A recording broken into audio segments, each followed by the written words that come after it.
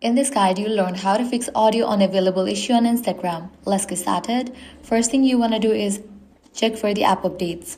Launch your App Store or Play Store, search for the app Instagram. After app appears, if you find the option update, click on it and update the app to its latest version. With this, your problem might be fixed. Next thing you want to do is clear cache for the app.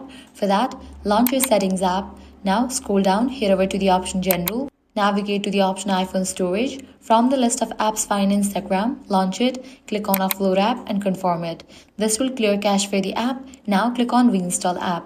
Now you can launch your Instagram app and check. If these solution didn't work out for you, what you can do is launch your Instagram app. Now navigate to your profile page, click on three bars, scroll down, head over to the option Help. Under this, you're gonna find different option. Click on the option Report a technical problem.